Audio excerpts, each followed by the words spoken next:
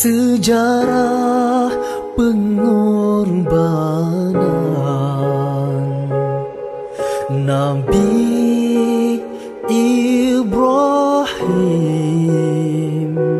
sanggup mentaati perintah Allah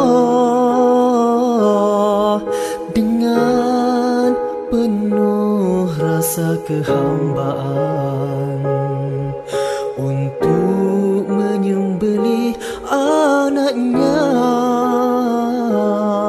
Nabi Ismail. Sedangkan bertahun-tahun lamanya baginda menunggu kelahiran seorang zuriat. Apabila lahir dan membesar remaja, menerima arahan untuk mengorbankannya. Pengorbanan demi pengorbanan, pengorbanan.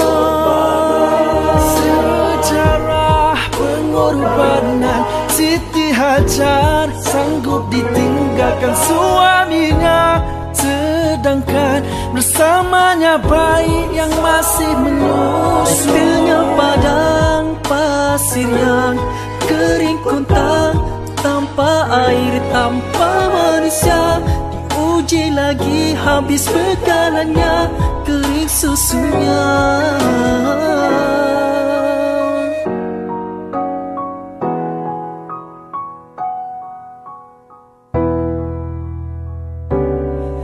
Tiadalah pengharapan dan tempat bersandar kecuali hanya pada Allah semata-mata.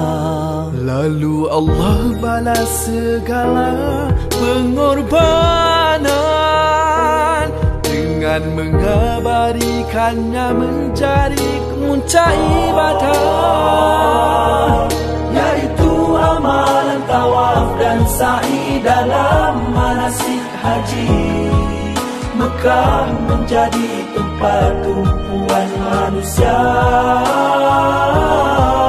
yaitu amalan tawaf dan sa'i dalam manasik haji. Mekah menjadi tumpuan manusia seluruh dunia.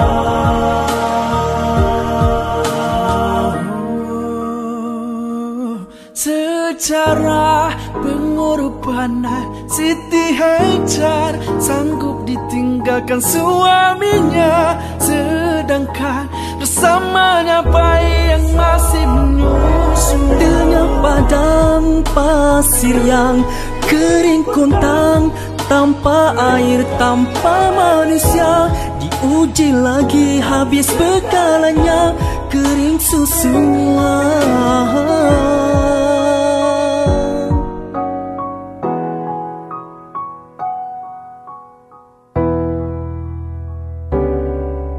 Tiadalah pengharapan dan tempat bersandar kecuali hanya pada Allah semata-mata. Lalu Allah balas segala pengorbanan dengan mengabadikannya menjadi kemuncak ibadah, yaitu amalan tawaf dan sa'i dalam manasik haji. Mekah menjadi tempat tumpuan manusia, yaitu amalan tawaf dan sa'i dalam manasik haji. Mekah menjadi tumpuan manusia seluruh dunia.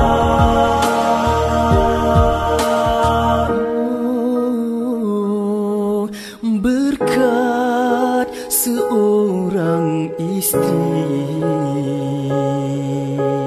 yang taatkan suami,